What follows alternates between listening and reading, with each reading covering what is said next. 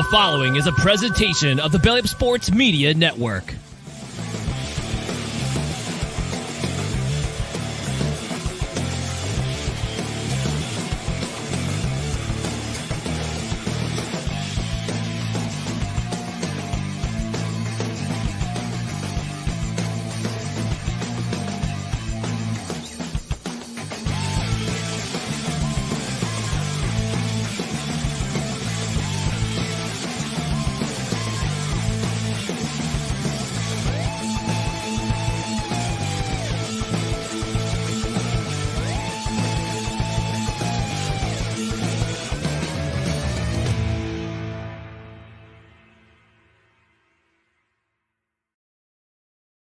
So, welcome back to another episode of Scoreboard Addicts podcast. I'm waiting, as always, is my best mate Garth. Just kidding, it's Nick and TJ. It's not me. I gotta say, I said it last time we were on. I was on a little bit of a break because I went to the beautiful island of Puerto Rico with my family for a little week-long trip. It was pretty dope. I have some videos. I've got some pictures. I will share it with you guys. A little recap of my excellent, amazing trip down to the island of my ancestors, and it was cool, man. It was nice to be there with the family, man. And you know, I brought my girlfriend with me. She'd never really seen Puerto Rico like that. You know, she does like, you know, what everybody else does when they go on vacation, and they've never seen like what the islanders actually do. Like, I don't stay in a hotel; I stay at my uncle's house. So what was the highlight of the trip? I mean, other than the, you know, obvious seeing family and, you know, getting a catch up on a little ancestral history and oneness with yourself and your people. What was the highlight? The highlight of my trip? That's a great question. What was the highlight of my trip? I think I'm going to say the highlight was going to the Bacardi factory. I had never been, because that's like such a tourist thing to do. Tourist, maybe, but if there's alcohol involved, I mean, why not? Oh, I have to go for the show. I did it for The Rock. But yeah, I think that was the highlight. And it was weird because I did that literally the day I left. But of course, and you know what? Going to Barrachina was great too. Oh, that place is just like, and I have like in a glass. I have a review of Barrachina, the place that invented pina coladas. The truth of the matter is like there's like a dispute between the Hilton and Barrachina about like who exactly invented the pina colada. As far as I'm concerned, the city put a plaque in front of Barrachina. I'm going to give it to the indigenous people, not the hotel conglomerate that wants to change. I'm just throwing it out there, right? If I'm just your typical gringo white guy tourist going into an island, right? And a place that sounds very, I would say, indigenous, heritage-wise, indigenous to the island I'm at, called Barrachina, says that they invented a drink, or the Hilton invented the drink. Not to pull a Christopher Columbus or nothing, you know. I'm not about that life. I'm going with the obvious. I'm going with the place that, you know, has a little bit of I don't know. Foot in the sand, if you will, skin in the game. The Hilton, maybe they coined pina colada. I would believe that. But, I mean, we both know if it wasn't for Barrachina, that little punctuation above the N wouldn't be there in pina. It's called a tilde. Yeah. Well, but Matilda, sorry, I Tilda just reminded me of that scene in what's it called? Shit, can you say Zoolander? There we go. Oh, one look, Matilda. So what? I throw up after every meal. And they're making fun of her for being bulimic. Bulimic. You can read minds. Oh my god! It's really unsafe and unhealthy. Oh my god, that was bad. But yeah, I got some stuff coming everybody's way. You can take a look at it on our YouTube page, and we'll post it on Twitter as well. So I'm excited for that review, man. Because listen, I did my little review with my family. My wife loved it. I absolutely loved it. I thought it was amazing. I thought it was awesome how accommodating Baracina was. The fact that they don't technically open until like noon, but they know the cruise ship pulls in, especially in Puerto Rico, usually pulls in around 7 a.m. and you usually pull out around 2 o'clock, which means you got to be back on the boat at 1 o'clock. So that doesn't give you much time to get a couple drinks. They open that place, just the bar, to take drinks to go at like 8 a.m. So you want to talk about doing the right thing. Love that place. Absolutely amazing pina colada. The food is good. I didn't review the food because my mother's the greatest cook in Puerto Rico. So like going out to eat to me is like, You know what's funny is every child of, a parent that cooks for them will say that, but to his mother's credit, I am not a fan of pork chops at all. Not at all. Not like if I have pork chops, right? If I have pork chops, hold on. My girlfriend she's with me right now. We're splitting time living together, right? So I live at her place some days. She lives at my place some days. She loves pork chops. And she heard you say pork chop. And she was walking by. I kept looking around. I kept hearing footsteps walk by the office. And she heard you say pork chops. And all I heard in the background was, woo, woo.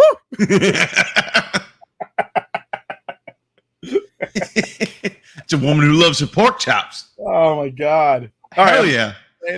So I mean, when I was a kid, if I had pork chops, I'd be one of those dudes that had to slather on like sour cream or applesauce on it, and dip it in the applesauce on the side. Like, not a fan of pork chops at all. The day your mother made pork chops for essentially the who's who of the baseball team that was in our little clique, made fried pork chops in that totally awesome island Puerto Rican Spanish way. That's the only way I make pork chops, and I turn my wife onto it. Again, being a total white dude, stole it from the indigenous people, coined it as my own recipe. But dude, that fried pork chops is just the only way to do it with that adobo, a little sazon. Oh my God, a Quijote. I'll tell you this right now. You know how I know that Hilton didn't invent pina coladas? Tell me. Because I went to the Hilton in Manhattan right now and asked for a pina colada, it wouldn't be that fucking good. Oh, yeah, I mean, well, let's put it this way, though. And you're a conglomerate like that. Wouldn't you be selling it at every location? To be fair. Best at every location? To be fair, and I agree with you, but cheers. Cheers. To be fair, typically a conglomerate, especially something that's like, as big as the Hilton, and whether it's Margaritaville, Jimmy Buffett's Margaritaville, or I don't know, Hard Rock Cafe, something that has a big name, a ton of different, operating storefronts throughout the country, they tend to have to do everything the same way. So of course you're not going to have a fresh pina colada across, the entire world that Hilton operates in, because most places can't get the fresh ingredients to make it live on the spot. If you're not sitting in Puerto Rico or somewhere in the Caribbean, you're really not getting that freshness that you can get down there. So right from Jump Street, even if the Hilton did invent it, there's no way they can, as a brand, make it the same way in every hotel with the same ingredients. So they're not going to be able to do it. They're not going to be able to represent it the right way. They can make Paris Hilton seem like a person that's reputable in society. They can bring pineapples to fucking New York in December.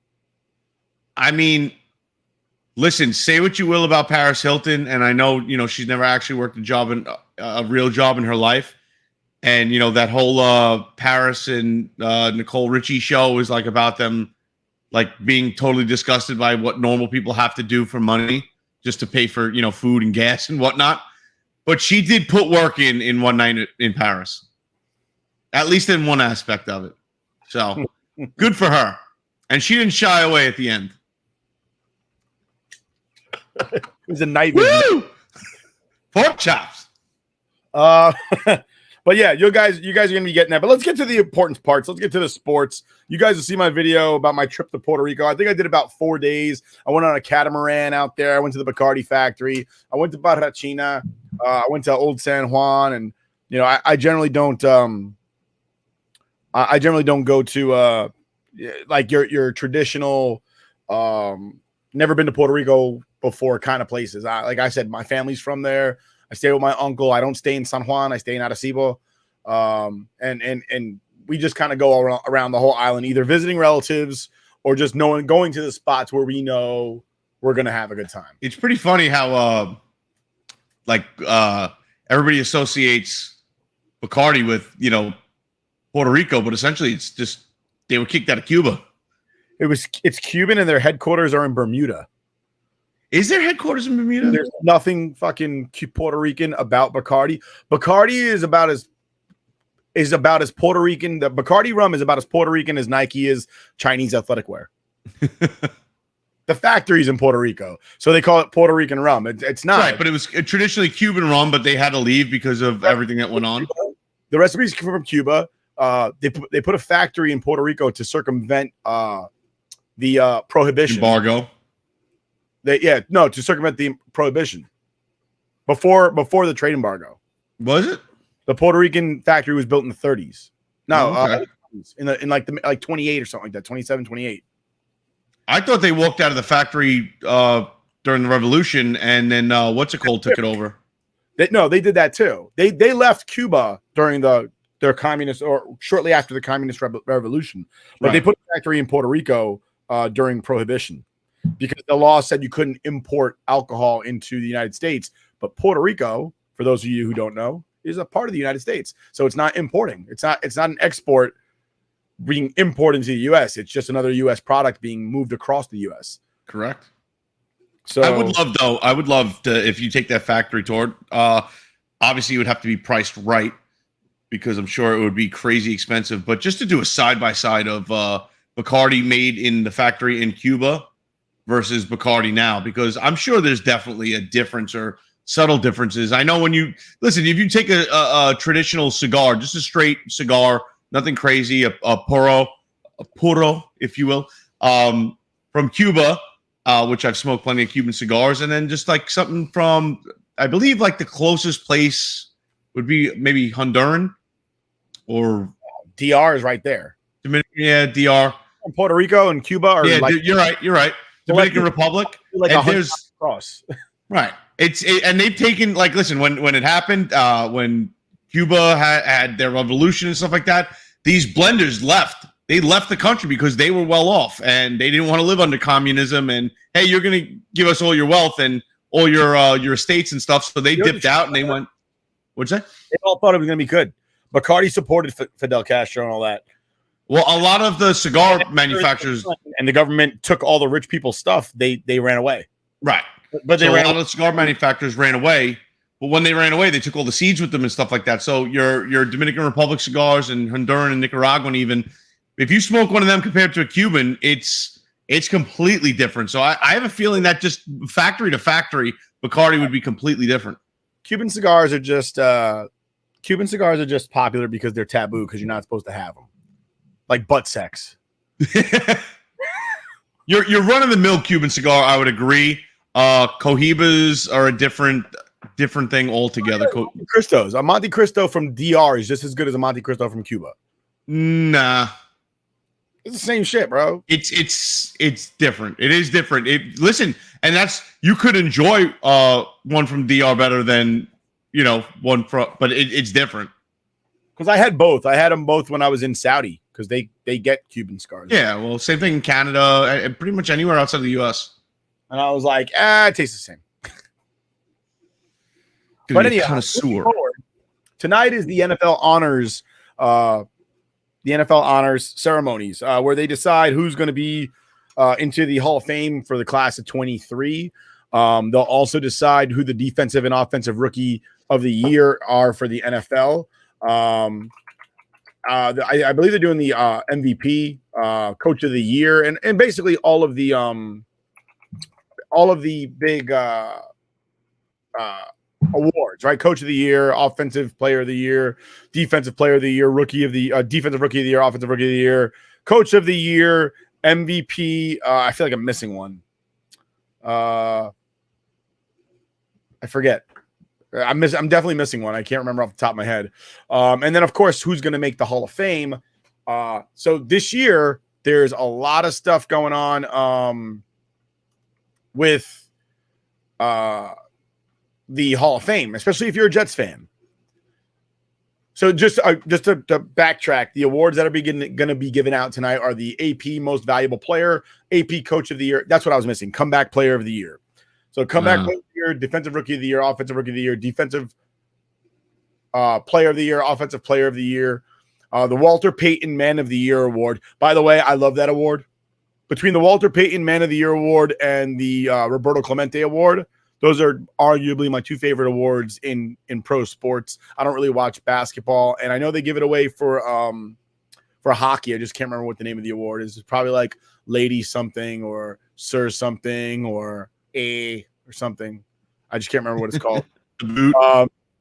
What's the player that volunteers the most in hockey called? I have no idea. That's a good question. Is it like the Lady Gray Award for like sportsmanship or some shit? Let's see. NHL. While you're looking that up, I'll keep going. Go for it. They'll have Best Moment of the Year, NFL Inspire Change Tribute, whatever the hell that means. The Hall of Fame Class of 23, the FedEx Air and Ground Players of the Year, the Salute to Service Award, the Bud Light Celly of the Year. I imagine that's the celebration of the year, so it's probably some player telling another player to suck his dick or something. NFL Fan of the Year, presented by Captain Morgan, the Deacon Jones Sack Leader Award, the Art Rooney Sportsmanship Award, and the AP Assistant Coach of the Year. All of those awards will be given out tonight, but the ones that we want to focus on as Jets fans are going to be the Offensive Rookie of the Year and the Defensive Rookie of the Year. Offensive Rookie of the Year, obviously, we've got Garrett Wilson is up there for that honor this year. Lady Bing is the Sportsmanship Award. I knew it was something. Thank you to the 420. I thought you that the sports. I thought you were talking about the Charlie Conacher Humanitarian Award. I am looking at the Charlie Conacher, but I said the Lady Gray Award is for sportsmanship. I'm a liar. It's Lady Bing, and I should have known that because I literally was just reading about it the other day. But thank you to the 1420 podcast. We appreciate you stepping up and giving us that good information. So Offensive Rookie of the Year, we're looking at Garrett Wilson for the Jets. And I got to be honest, the kid had if he doesn't win, I'm shocked. I really am, just because he had an amazing season with 3 different quarterbacks. Yeah. 1,000 yards. He broke Keyshawn Johnson's. And again, somebody will say, oh, it's Keyshawn Johnson's record for the Jets. Like it's no big deal. Yeah, it you're is, right. though. But no, it is. Keyshawn Johnson's a good freaking player, or was a good player. So, I just feel like Garrett Wilson did a lot, especially with so little. I mean, who do you have throwing the ball to him? Everybody in the world will agree that the Jets had terrible quarterbacks this year. So, I mean, at the very least, we'd all agree that there was zero consistency. Absolutely, and it's hard to, especially as a rookie, to do that well. This is your year of learning, and you're trying to learn from 3 different people in a week-to-week situation. Yep, absolutely. So the nominees for the Offensive Rookie of the Year are Garrett Wilson of the New York Jets. He's the favorite, plus 800 on his odds. Kenneth Walker. I'm getting these odds from. I don't like this website. I want to get it from someplace else. Tia, you're our local gambleaholic. Get us some odds from like DraftKings or something. Give me a second. The Rookie of the Year, Defensive Rookie of the Year. This is important stuff. People want to be able to gamble on things that really have no bearing on life in general. But we gotta gamble on it. Why not? Life's a gamble. You know it. And the NFL Honors starts at 9:00 Eastern Standard Time. For those of you who want to watch, it is on Peacock.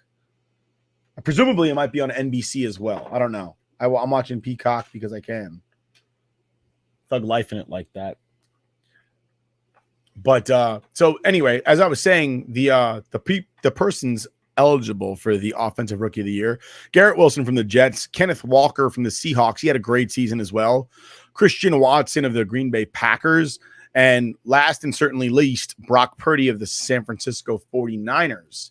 Now, there's some controversy, at least from the Jets standpoint, about Brock Purdy and whether or not he should be eligible, because I believe he only played 6 games in the regular season. And obviously, postseason doesn't count. So, what are your thoughts on that, T? The guy only played 6 games for the regular season, and he's in competition with guys that played the entire season.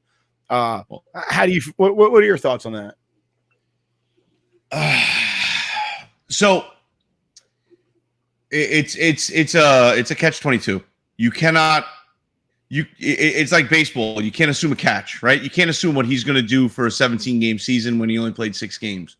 Right. But at the same time, then you're saying essentially those 6 games don't mean shit. And then where is the line where it does mean something?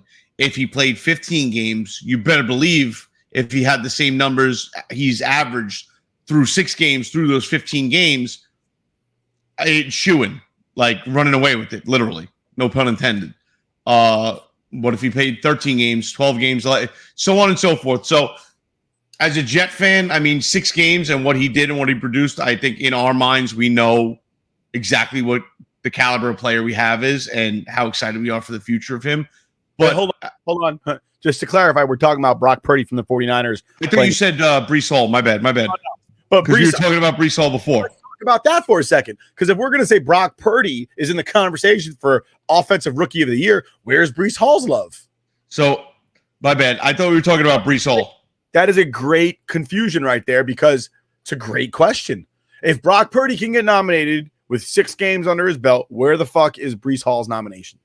And that's the issue. So it's either that limited amount, so 40% of games played versus somebody that played 17 counts for something, and you're going to assume they're going to carry that momentum into more games, or it doesn't. But if Brock Purdy's in the conversation, then Breece Hall is 100% in the conversation because of what he did as a rookie walking in with this Jets team that was not throwing the ball. They knew the run was coming.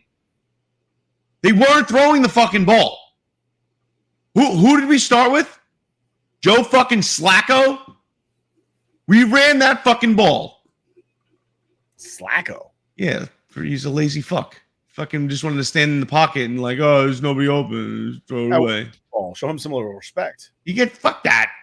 Let's start naming people that have Super Bowls that suck in life.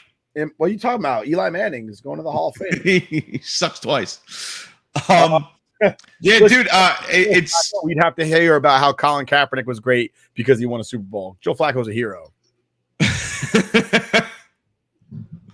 Yeah, Colin Kaepernick's so good that nobody wanted him for. Dude, they you couldn't give him to somebody and they would have played him because he was a system quarterback and he was garbage. And he was not worth the drama that he brought to a fucking team after the nonsense. Great point. He wasn't worth it. But anyway, moving forward. So yeah, I think unfortunately, if you're not playing at least, I would say 65% of the games in your season, if you're not cracking that 10, 11, 12 game mark, I would say at least 11 games. If you don't play at least 11 games, I don't think it's just to put you, unless you're just like in 11 games, if you're just offense speaking, 11 games, you have more touchdowns than everybody else in the league after 17 games, or more yards. Then yeah, I think you can. Then it's obvious that, but in reality, that's slim to no chance that's going to happen. That's like my question. I always have that question where it's like you play baseball and you're a hitter, or let's say you're Ohtani, and you break every single season record, right, in your rookie year, and you die tragically at the end of the season. Do you go to the Hall of Fame? Wow. Probably not. You hear what I'm saying? Like, you hit 77 home runs, you strike out 500 guys in a season, you break every single, you win 30 games, 34 games, or whatever it is. I don't think that's the record, though, because back in the 20s, they played like the pitcher would. I would say this: if that happened, I can guarantee you the league within 3 to 5 years would have an award named after him, and that's how he would be honored in the Hall of Fame as, the name to an award. Like, a player with, Rookie of the Year award would now be called. I don't even think it would be, maybe Rookie of the Year if it was his rookie season, but let's say it wasn't his rookie season 2, 3, 4 years in. Maybe just like a player with the biggest expectations on his backers. It's something to the extent of like, Destined for Greatness award. Great question from Matthew Thompson. He says, is he murdered or is it self-induced? I would say it's something tragic like Roberto Clemente. Something. So Matt says, because he's killed tragically, then he's in. He might have a point there because Clemente was put in the Hall of Fame. He didn't have to wait the 5 years to get in. Yeah, but he also had 3,000 hits on the dot. That's true. That's true, Matt. He's got you there. And by the way, Matt, I love the comments. Love them. We're thinking out there, and that's what we aim to do. We aim to make the mind move. Let's put it this way. If Shohei Ohtani shows up outside of Nick's house, there's a chance he's murdered. That's not true. Just by Nick, but because Nick's neighborhood has repeated shootings.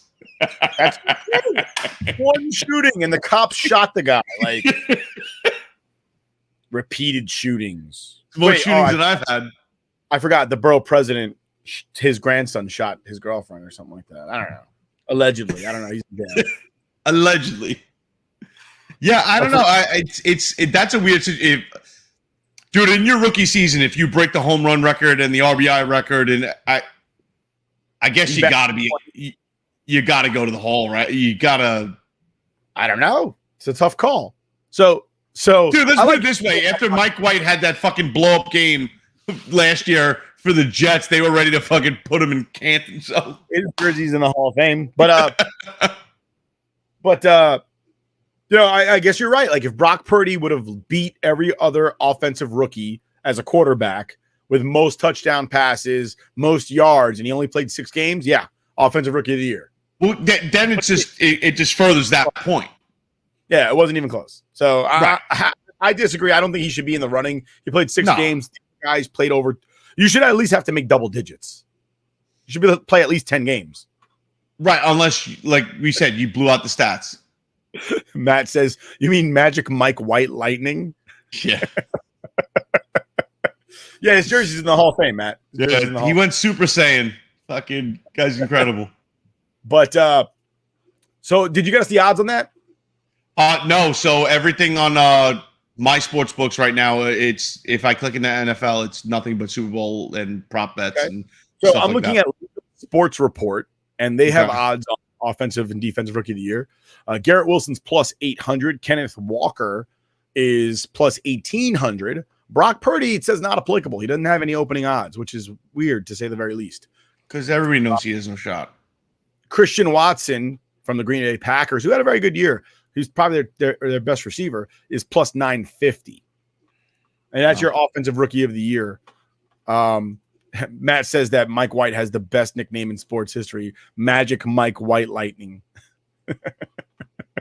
I don't know if I've ever heard anybody call him that. I've heard of them calling him Mike fucking White. I've never heard Magic Mike White Lightning, but I dig it. I dig it. I don't know. Is that the best nickname in sports? I mean, not to go off on a tangent. It's the best nickname in sports. And then up until now, Aaron fucking Boone. Yeah, right. So Lucky the defensive can't be beat. Yeah. Defensive rookie of the year. We're talking Ahmad Sauce Gardner of the New York Jets. He's plus 900. Aiden Hutchinson from the Detroit Lions is plus 500. Tariq Woolen, cornerback, Seattle Seahawks, is plus 10,000. And Kayvon Thibodeau of the Giants, plus 550. Now, if I'm reading this right, it looks like they're saying that Aiden Hutchinson, Kayvon Thibodeau have better odds than Sauce Gardner. And if that's true, then the people in Vegas have lost their damn mind, because Sauce Gardner was arguably the best defensive back in the NFL this year. I'm not going to argue with you because, listen, is there a bias coming from 2 Jet fans? Of course there is. I mean, there is. He was all pro. Dude, the only thing I know about Thibodeau this year is him being an asshole after injuring, what's his name? Nick Foles. Foles. Thank you. I'm not saying he didn't play well this year, especially for a rookie, but I mean, dude, what Sauce put up this year was was that not like just sitting there watching? It didn't remind you of Revis, like the avoidance. And then the best part was, who were we playing? That was it the Bears? That like a little bit into the game, like, we beat him twice so far this game. He ain't nothing. And it's like, if you're celebrating catching to his side of the field once or twice in a game, he is something to fucking write home about, right? Absolutely. Like, you're proving the point. If you're talking shit on Twitter about, oh, we made 2 plays on that side of the field, he ain't shit. Clearly, he is the shit. Yeah. Like, that's the one thing about arguing with sports on Twitter. It's like, you beat yourself. I don't even have to comment. But I'm going to do it anyway, and I'm going to throw a lot of fucking nasty comments in there. So I'm an asshole. And usually drunk. I'm it's so weird. I'm looking at this right now. I could have sworn You look perplexed. Sauce Gardner made all pro, but now I'm looking at this roster. Maybe he made second team all pro. I could have sworn he made first team all pro defense. But I'm not seeing it now when I look at the AP. It's weird. I could be wrong. It's possible. Anything is possible in this day and age. Yeah, I mean, Sauce Gardner was worlds better than most other player.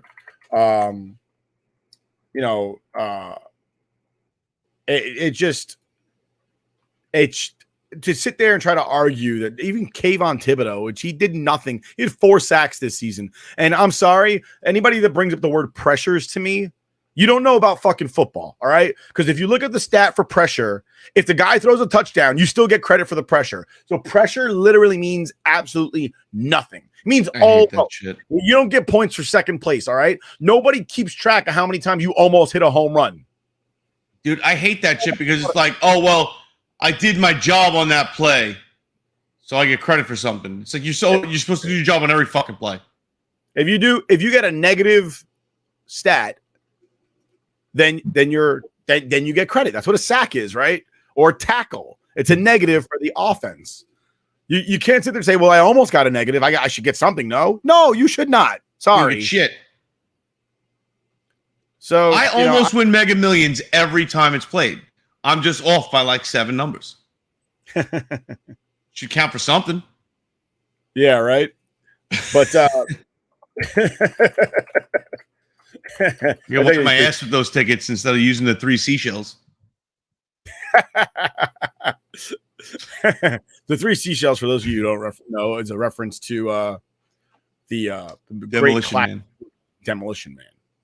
But yeah, so Sauce Gardner did make all pro this year. All right. So he was first team all pro by the Associated Press. Okay. People who did not make that list: Kayvon Thibodeau, right? And fucking Aiden Hutchinson. So to sit there and try to say that Aiden Hutchinson or Kayvon Thibodeau are more likely to win Defensive Rookie of the Year over the guy that made all pro, the only rookie to make all pro, is absolutely ludicrous. So how much are they factoring in making the playoffs versus not making the playoffs? It's 0. It's like winning MVP. Making the playoffs is a team effort, not a. So then what did they do that was better than what Sauce Gardner did this year? They didn't. Clearly, it wasn't. They didn't play for the Jets, and even if they do factor in making the playoffs, the Giants made the playoffs, and Kayvon Thibodeau was a non-factor. Correct. Just a non-factor. He's a fucking bum. Like, I honestly could not be happy with that guy on our team. But that's the offensive and defensive rookie of the years. We're also talking, obviously, we're talking MVP. That's going to have guys like Patrick Mahomes in the conversation. Jalen Hurts is going to be in the conversation. For a change, Justin Jefferson is in the conversation. And honestly, I'm rooting for Justin Jefferson. I am tired of every year it being quarterback. I'm just tired. I mean, it's just that's the way the offense is driven in this league at this point. So Jalen Hurts is going to win it. You know what? I get he's done very well. If he wins it, he deserves it. But I would like to see Justin Jefferson win it, just because I'm tired of every day. It's a quarterback. It's like, don't call it the NFL MVP anymore. Call it the fucking Quarterback of the Year award. Like, don't have an MVP anymore, because it's ridiculous. You'll never see a defender win it again. It's the Heisman Trophy. The odds of you playing defense and winning that award are almost 0. You'd have to break some kind of interception record or sack record by a lot. You'd have to play special teams, because that's how Honestly, legitimately, you'd have to be, let's say, a cornerback and have like 8 or 9 pick sixes for your team to where it's like, hey, guess what? He scored more TDs than our number 1 receiver. Yeah. It'd have to be a situation like that. Or like you'd have to be pulling in like 4 or 5 sacks a game. Like something ridiculous, where it's just like you can't put somebody on this guy to stop him. You have to put 3 guys. It's just like NCAA. The only player to ever win the Heisman Trophy that play as a defender is Charles Woodson.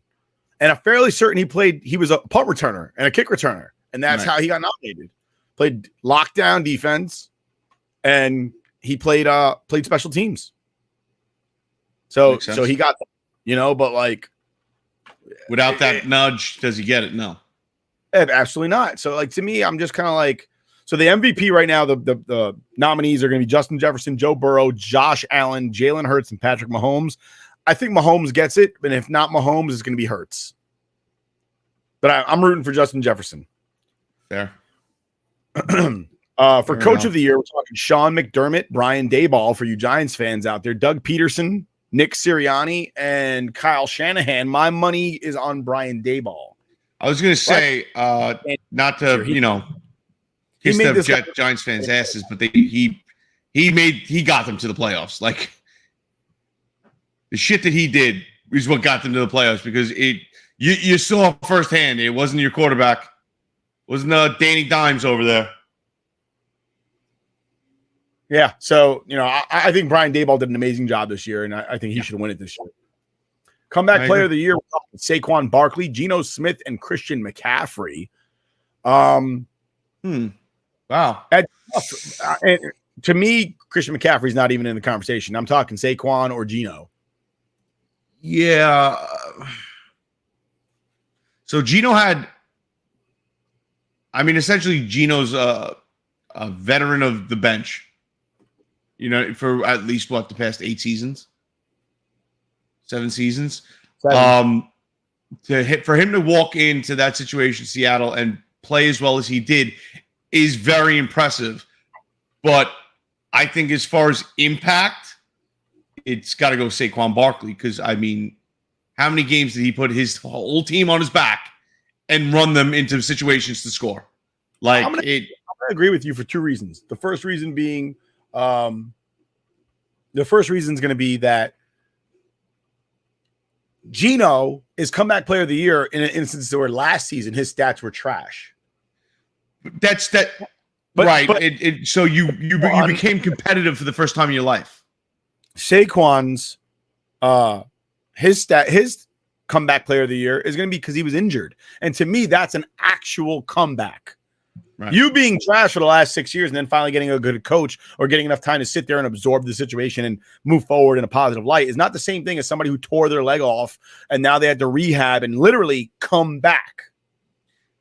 I agree, but the problem is as well, I think we're sitting here talking about Geno Smith in a way that it's almost like, wow, that's a surprise. Nobody ever thought he would be shit.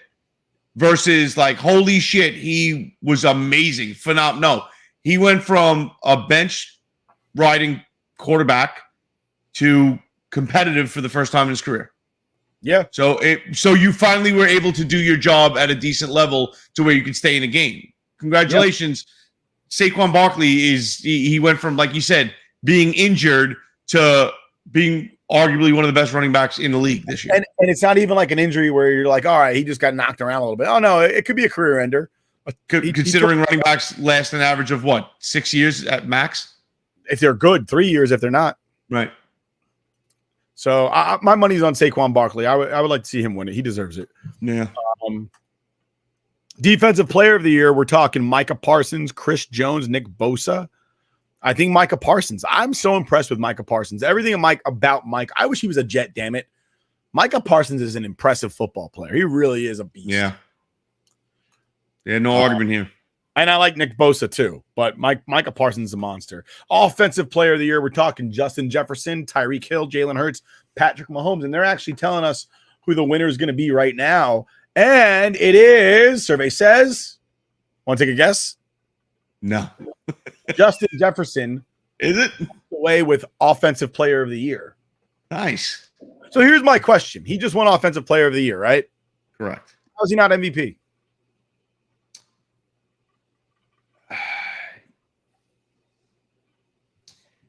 So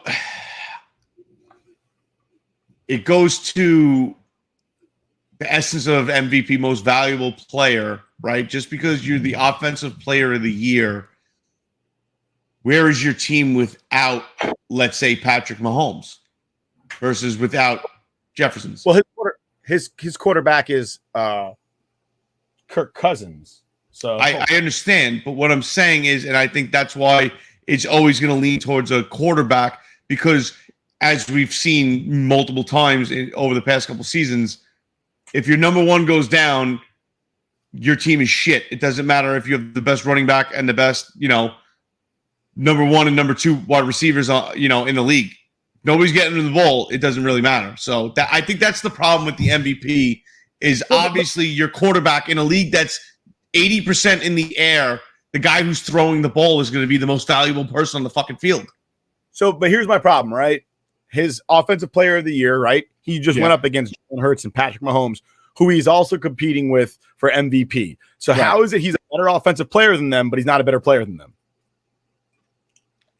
Because let's be honest. I don't think it goes to it's bullshit because it has nothing to do with value. It has to do with who the best player is. Because if they voted for most valuable player, then players on teams that lose wouldn't even be in the running for the job. I think the impact factor is the most valuable part of it.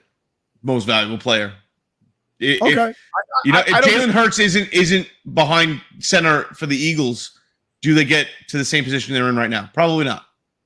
Do they make the playoffs? Yeah. I mean, look at that fucking division. But I don't think they're in the same position as they are right now.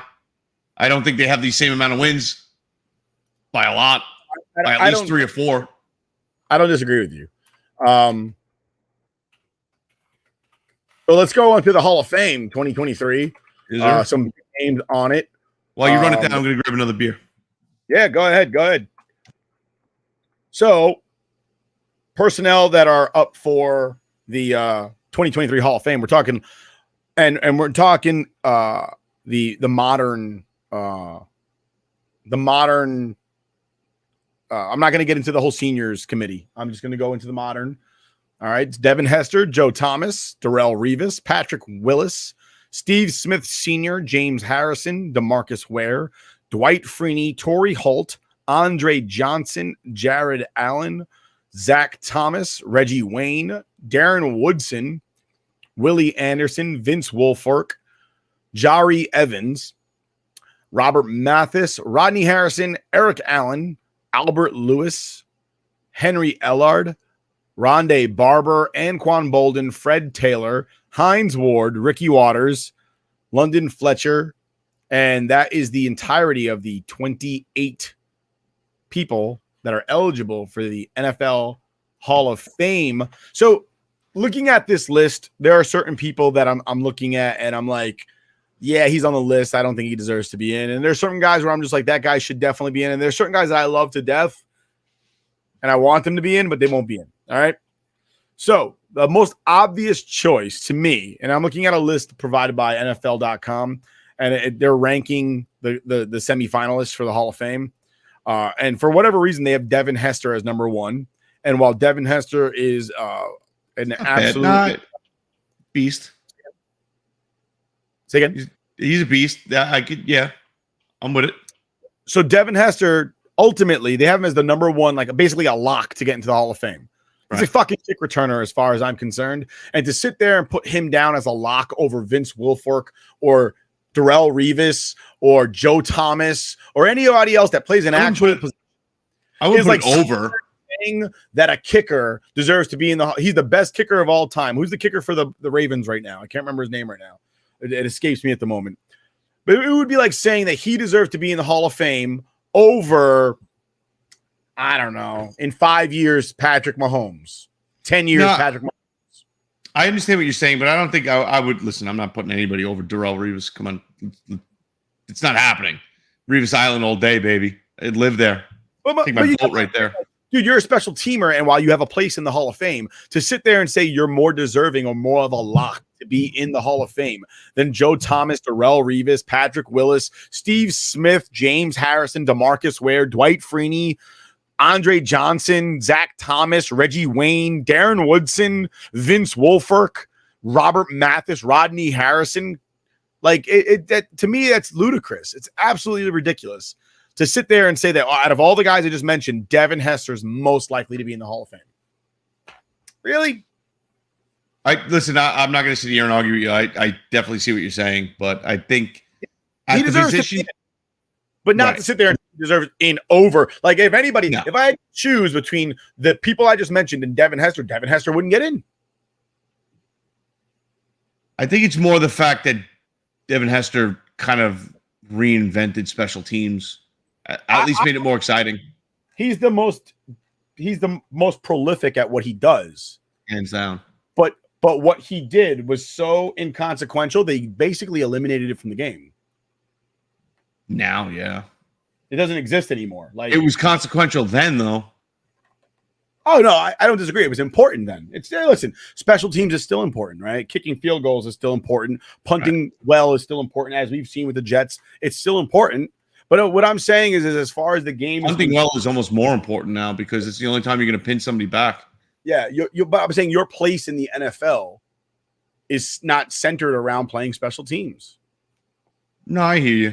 You know what I mean? So, like, to sit there and try to say that he deserves to be in more so than guys that actually played every down is just a little ridiculous as far as I'm concerned. Again, I think he deserves to be in the Hall of Fame, but at the same token, like, he was the special teams guy. Like, he returned kicks and punts.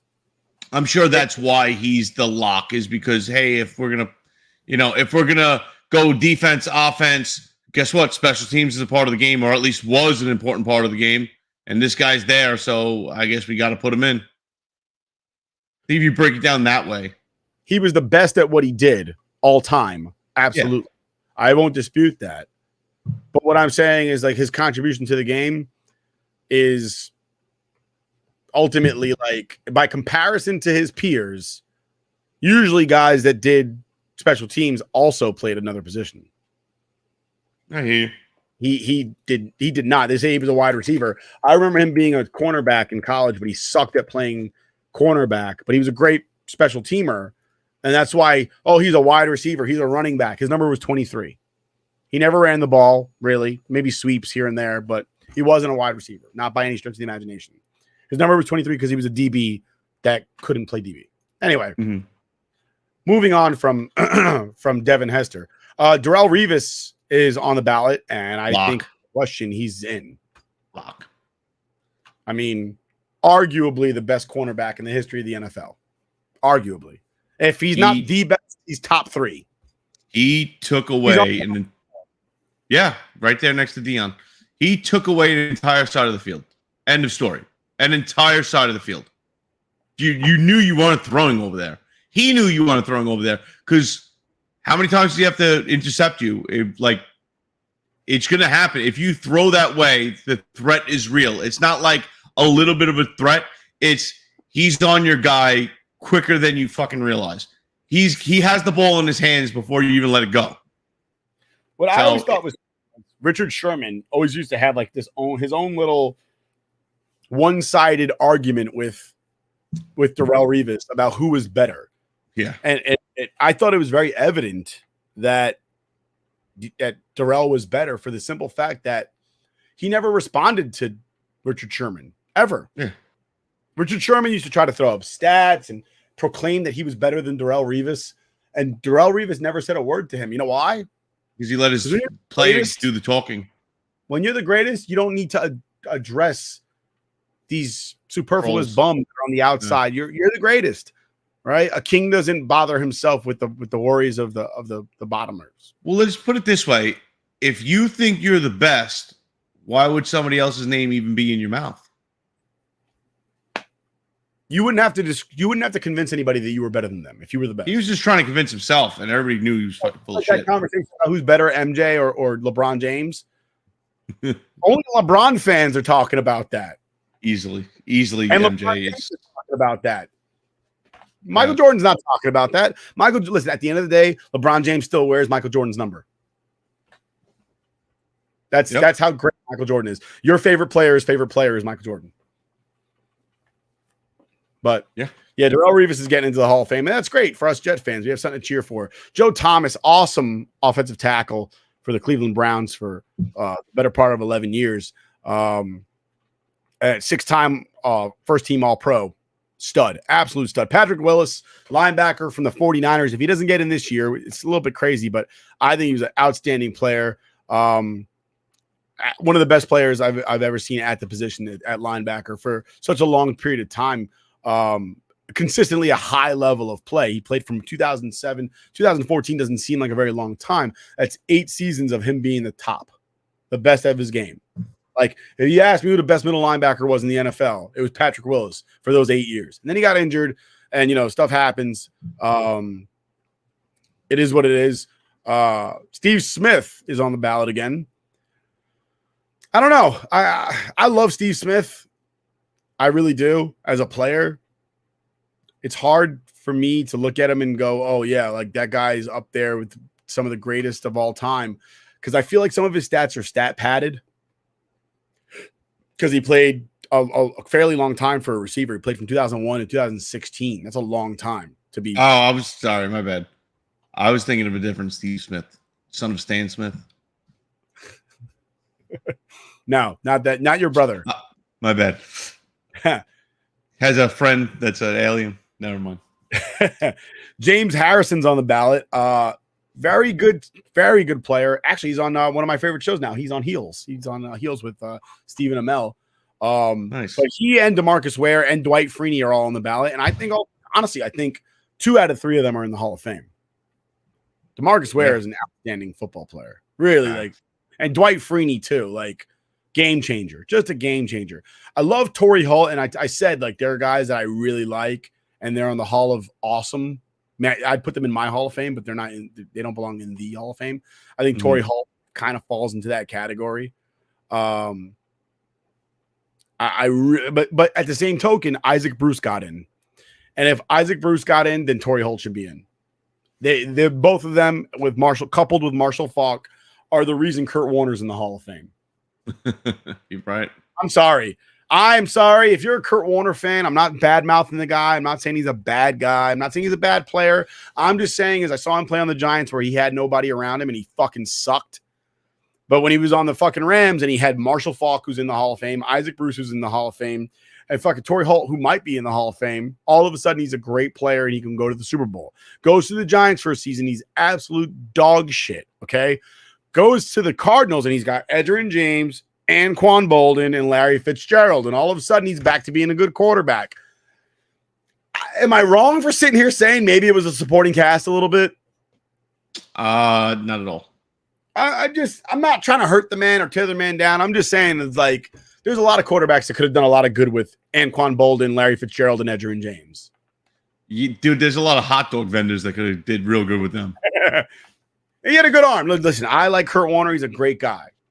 I love the movie about him. It was awesome. I loved it. All right. If anybody doesn't understand what Nick is saying, then you're crazy because it's not hard to figure out that it's just that Kurt Warner happened to be a quarterback that had the tools to succeed when he had players to help him succeed. He's not players, right? He's not going to be the guy to transform these new guys, rookie guys, or average players into better players. Like, you're not going to get the Wayne Gretzky effect where all of a sudden he's going to hit the puck is going to hit your stick and go into the net regardless because he's going to score 1,000 assists in 8 seasons. That's not the case. So there's nothing wrong with utilizing and exploiting in a great way a stacked offense around you and being able to get them the ball, but without them, we're talking about a different player completely. Absolutely. And that's what I'm talking about is like, he gets all the credit in the world, which he should. He played very well. Yeah. But are we giving enough credit to his supporting cast? And as I say that, we have a winner of the Offensive Rookie of the Year. And can you guess who it was? Tell me, Nick. From the New York Jets, number 17, wide receiver, Garrett Wilson. Love for it. NFL Offensive Rookie of the Year for the year of 2022-23. Beautiful. Score one. Congratulations to Garrett Wilson. And I just saw Jimmy Johnson give him the dirtiest look in the world. Why are all these players walking up to the podium with sunglasses on? It's nighttime. Actually, I take it back. They're indoors. They're all high. I mean, they're all everybody high. knows you look cool with sunglasses. I take it back. He took his glasses off. Thank God. He looks snazzy though. He looks nice, bro. That's a nice suit.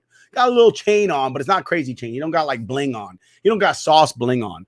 He's a handsome man, dude. He's like a young Tyrese. Tay Diggs. But good for Garrett Wilson. Mean, everybody knows if you got the fucking muscular but slender frame, you just every time fitted suit makes you just look like fucking gold. He looks like $1 billion right now. I'd hire him in a minute. $1 million. Other players on the ballot: Andre Johnson. I expect him to get into the Hall of Fame. Maybe not this season, but I expect him to get into the Hall of Fame. Jared Allen. He's one of those cusp players to me. I recall him being one of the best defensive ends in the league for about 2 or 3 years. Is that enough? I don't know. Zach Thomas is one of those guys that's one of those longevity guys. He was very, very, very good for a number of years, playing with along the likes of Derek Brooks, Ray Lewis, and Brian Urlacher. I was going to say, kind of hurts. Though he might never have been the best at his position any one year, but he was top 5 for most years. I call the Derek Jeter effect, where he was never the best shortstop in baseball, but he was number 2 for 18 years. Yeah. He was never the best. I'm sorry if you're a Jeter fan. He was never the best shortstop in baseball ever. But given the fact that like you're comparing him to playing at the same time as Brian Urlacher, then Ray Lewis, yeah. Derek Brooks. Derek Brooks is fucking incredible. One of my favorite players. So that has nothing against Zach Thomas. I think Zach Thomas is in. Nothing at all. And we know Coach loves Zach Thomas too. So yeah. Reggie Wayne is up there, but again, Reggie Wayne becomes one of those guys. Like, was he great because he was great, or was he great because Peyton Manning was his quarterback? Peyton Manning made him great, right? Or also because Rodney Harrison was on the other side, right? You know, because I heard a lot less about Reggie Wayne once Peyton left Indy, and he had Andrew Luck, which I'm not very high on Andrew Luck either, but you know, it is what it is. Willie Anderson's out there. Darren Woodson, I thought, was a very good safety. I could see him getting into the Hall of Fame. Yeah.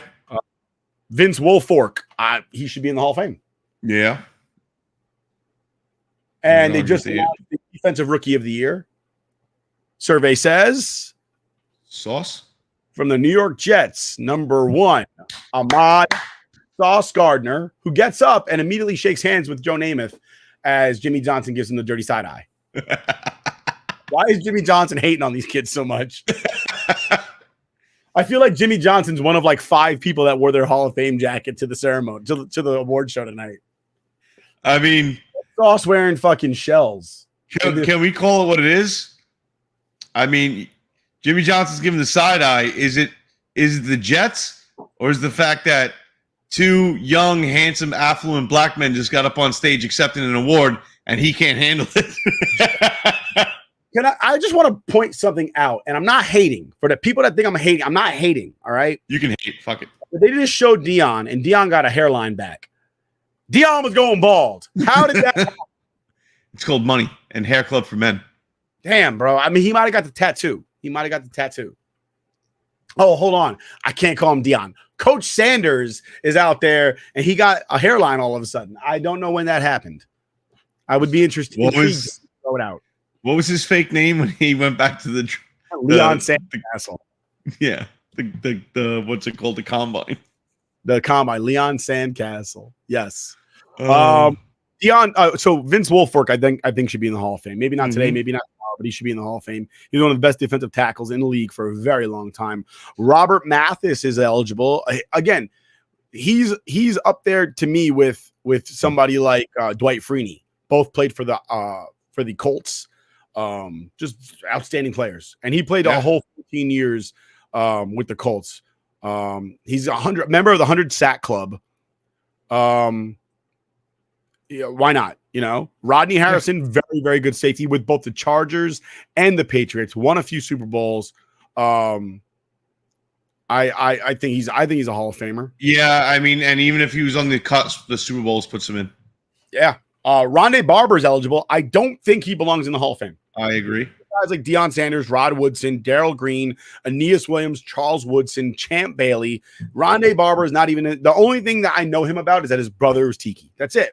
Correct. Very, very good guy, but not a guy. I wouldn't put him in the Hall of Fame. No, just because he was competitive doesn't make him. It's supposed to be prestigious. You're supposed to be the upper tier, the top 10%, and I don't think he was ever top 10%. No, not at all. Anquan Boldin, I love to death. One of my favorite players all time.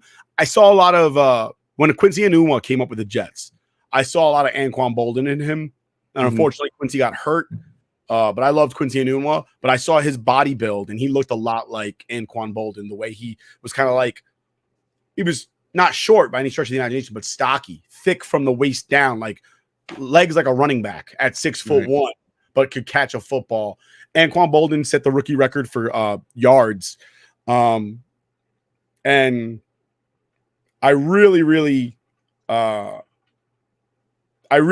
him. But I again, Hall of very, very good. And he's one of my favorite players. I'd put him in my Hall of Fame.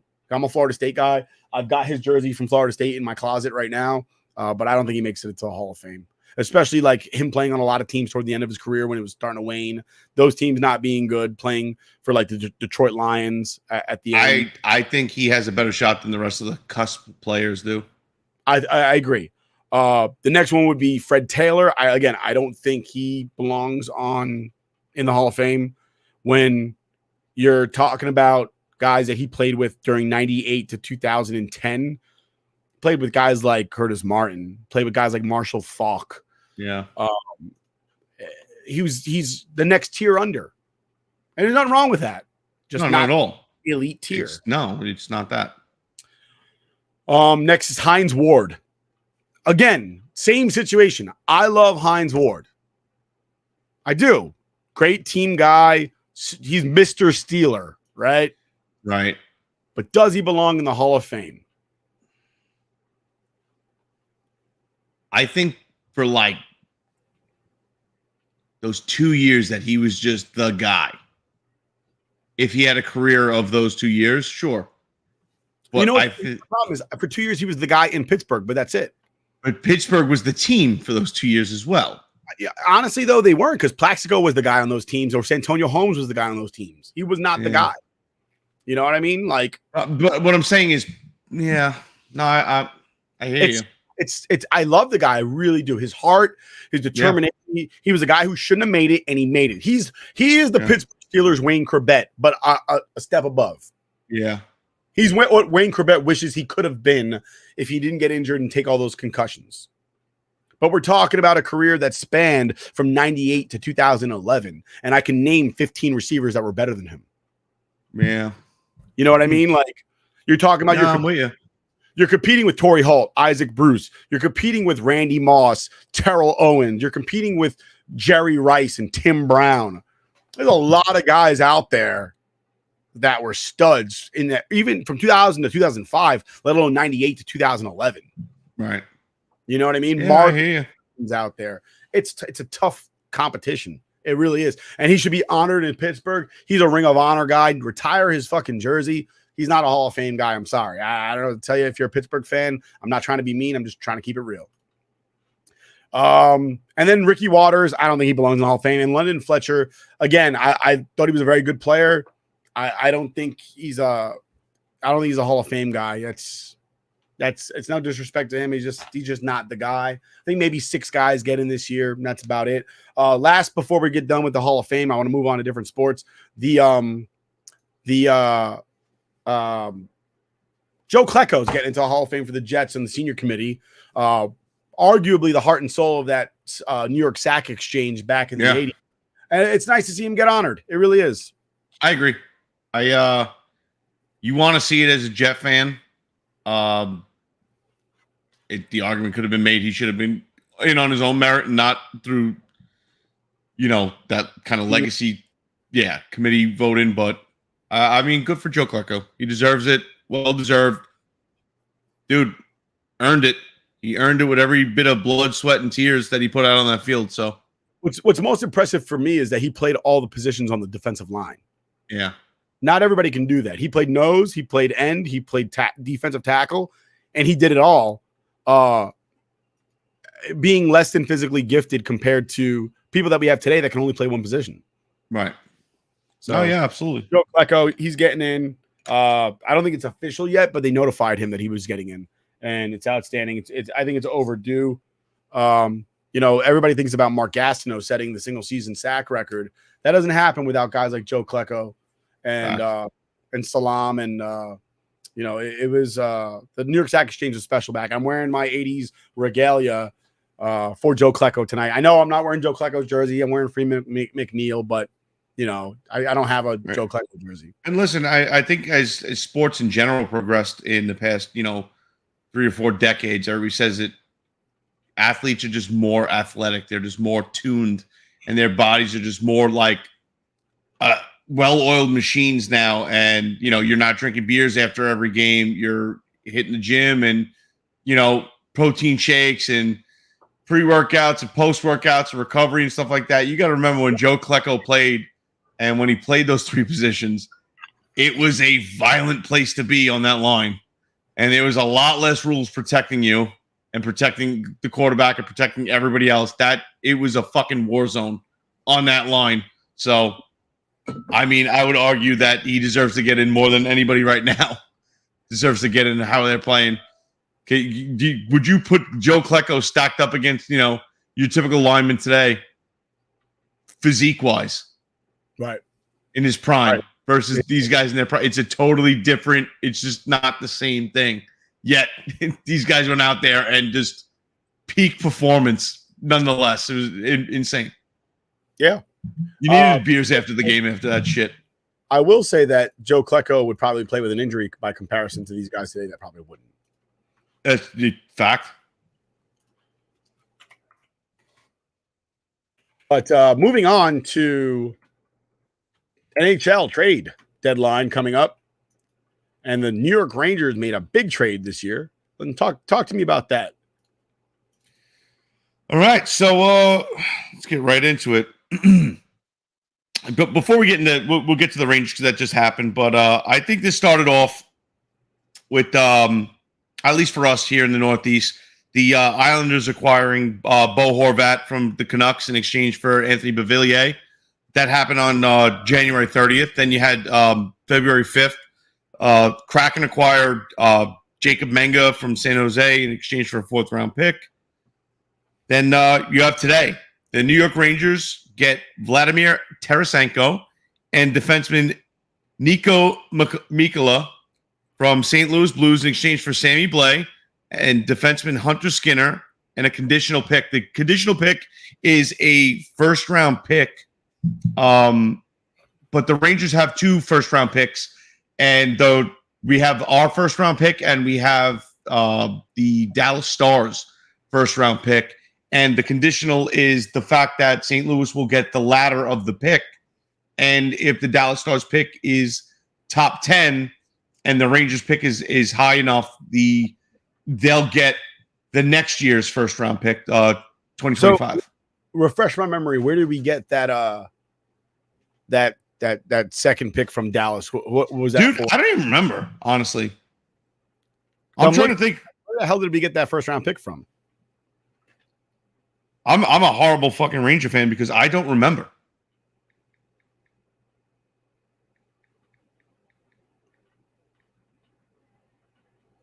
Now I'm gonna look this up and we have dead air. I was just proposed with a question. 4 pieces of chicken, right? Breast, thigh, wing, and leg. Which one would you get rid of? Oh, okay. Okay. Hold on. It was the Nils Lundqvist trade. Ah. Okay. Don't miss that guy. Yeah, and I guess that's why we didn't really fucking remember. Because it wasn't a hard-hitting. But anyway, Vladimir Tarasenko. They they had some issues. They wanted to move him because he really didn't sit well with the front office and stuff like that. He wasn't playing great. The Blues having whatever issues they're having this year, 38 games played, 10 goals, 19 assists, 29 points total, minus 18 on the plus minus. So that's not good. Not good at all. But again, that's not really on him. That's on his team and who he has around him. He's a 6-time 30-goal scorer.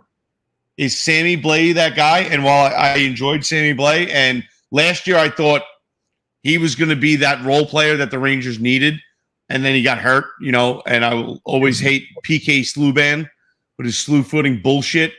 And the fact that the NHL decided to have him fucking host the All-Star game this year is a joke, being the dirty, shitty player that he was. But that's neither here nor there. Sammy Blais, quality player, but not at that level. Definitely not at Tarasenko's level. So the Rangers, I think, kind of fleece St. Louis. I think him walking into this team, and now it's so where does he fit in? Like, what is you got the kid line? You're not gonna. Where does he go? Who are they surrounding him with? That's, I think, my question. I'm kind of trying to play the puzzle game right now and kind of put him. He's a right winger, so where are you gonna slot him in? You're not breaking up the kid line. I saw that. I saw him go down as maybe a second line, third line. No, actually, no. I take it back. Second line or fourth line, because the third line is the kids. So yeah, I think he's second line. Second line. I don't know who that kicks off, but I think they want to pair him up with Panarin. I see, and that's the thing that I think makes the most sense. Just at least from Jump Street to get him started and to see where each player can kind of take each other. You know what I mean? Mm-hmm. So I could definitely see it. I definitely think they do it at the onset just to get him going, because there's no better place to be than sitting next to Panarin on the ice and getting those feeds from him, because he's just going to draw those defensemen in. He's going to draw at least two people to him as he skates the puck around, especially low in the offensive zone, and then he's going to dish it off like he does. If Panarin's not scoring, he's moving that puck to somebody that can score. And now you got Tarasenko taking the shots. I think that could be a pretty lethal combination. And that's what I said when this trade happened. I think this might be a piece that it has the potential to be the piece that the Rangers were missing. And I don't give a shit what everybody says. He is 110% closer to being, from the outside looking in, not seeing him play yet, the piece that they needed over Patrick fucking Kane. I'm sick of, I don't know where these Ranger fans come from. With Patrick Kane is so good. Yeah, get rid of fucking Lafreniere for Patrick Kane. He has 2 more goals than Lafreniere this year. Lafreniere's getting $925,000 a year. Patrick Kane's getting over $3 million. The Kane defenders are going to say that he's getting his stats are low because his team's not good. That's what they're going to say. His team's not good is because the front office sold out for the cups that they won with him and Taze and all the moves that they made. And I believe they got fined for like 2 years for the moves that they made. Yes, they did. Yeah. They got fined for like 2 years. Dude, and at the time I said, if you're going to sell out, at least you get cups out of it. And that's what they did. And that, dude, but you screwed the fucking fan base. And if the team sucks, it's because they sold out for him and Taze. And it's too bad. You need to be the player to lift your team up. I maintain that kid's name's got to be Toes. But anyway. Fair enough. But Wes. It's one of those things like you got to win the cup. You can't be fucking mad they won the cup. Correct. If you're a fan of that team, if you're a fan of the franchise, original 6 in your house, in your face, they won a cup, who cares? Right? I would take it as a Ranger fan. If we fucking sold out this year and we got told, hey, we're losing draft picks and we're getting fined for the crap we pulled to get some of the players, even though it seems Tampa Bay's allowed to do that shit, especially come playoff time. Shit fucking happened last year. Those cocksuckers, I think the year before too. Yep. But I digress. I would take it. I would take it to see a cup, especially being of drinking age or a little above drinking age now, and being able to go out and celebrate that shit. I would run up and down the Canyon of Heroes in my birthday suit with just a Ranger sticker across my chest and maybe a cape. I would do it. Speaking of birthday suits, I just want to point out I saw something yesterday on the YouTubes. My girlfriend showed me, and it was a clip of Family Feud with Steve Harvey. Awesome. The question was, name a type of suit that is unacceptable for work. And the guy says chicken noodle. I seen that. You know what's funny though? And if you've ever played any of those trivia games, like me and my family like to play Blockbuster, where you essentially have to name movies. I played that. Rapid fire. And if you're not under the gun, you can think of 1,000. But the second that timer goes off and it's on you, you're like, fuck, Wayne's World. Nope. Wayne's World. Fuck. Stop thinking Wayne's World. What the fuck? Damn it. Mammy? Nene? Throw a mama from a train. Yeah, dude, being under the gun, people come up with some weird shit. Chicken noodle suit. Chicken noodle suit. Anyway, moving forward, so the Rangers pick up Tarasenko. Awesome. I think the back end on the Nico trade, I think that was great too. And then we got rid of Sammy Blais, who's contributed 0 fucking goals this season. Yeah, Sammy Blais, PK Sluban. I like Sammy Blais' hustle, but I don't think we fleeced them. We did. We got rid of somebody that was net neutral, maybe, and Tarasenko has the ability to be a huge net positive. So, and you know what? And we held on to the kids. That's all you want to do. And the fact that anybody would consider getting rid of Kakko, you're a fucking asshole. You're an asshole. Like, I don't know what else to say to you. You're an idiot. I haven't been angry in those eyes like that in a long time. But it's just the fact that, like, he's 21 years old. How many points does he have this year? He's still developing, and he's scoring. He just surpassed last year, his all-time high, in all of the 2 years he's been in the goddamn league, 2.5 years. Heedle did too. Like, people don't watch hockey. Not everybody is Connor McDavid or Jack Hughes or fucking Sidney Crosby or Alexander Ovechkin. You're not going to hit the prime until you're in your 24, 25, 26-year-old. That's when you fill out. Just think about your own life. That's when you put on a little man size and you start getting a feel for, join a fucking job at 18 years old and see how much balls you have to fucking make moves and go up to the CEO and be like, hey, fuck you, buddy. But after being there for 7 years and you know the lay of the land, I bet you got a little extra stone in the sack. You know what I mean? So give these guys time to develop because they're so quick to want to sell out laugh. He has the potential, way more of a potential over the next 5 to 10 years than Patrick Kane has over the next 2. Because that legitimately that guy has maybe 2-3 seasons left in him. But you're ready to make that maneuver because you think Patrick Kane, I want to play with Panarin. Everybody wants to play with fucking Panarin. That doesn't mean shit. I want to play with Panarin just like I hear him call me Jacob. So, I mean, I swear to God, if I played hockey with our Timmy Panarin and he'd be like, hey, Nick, and I'm like, no. Call me Jacob now. Just speaking about Jacob. Speaking of Jacob, how about the Trouba train? How about that Calgary game, Nick? Yes. Dude, I want to show that real quick. Make it quick because I don't want to get flagged. Who was, what the fuck's his name? Kadri.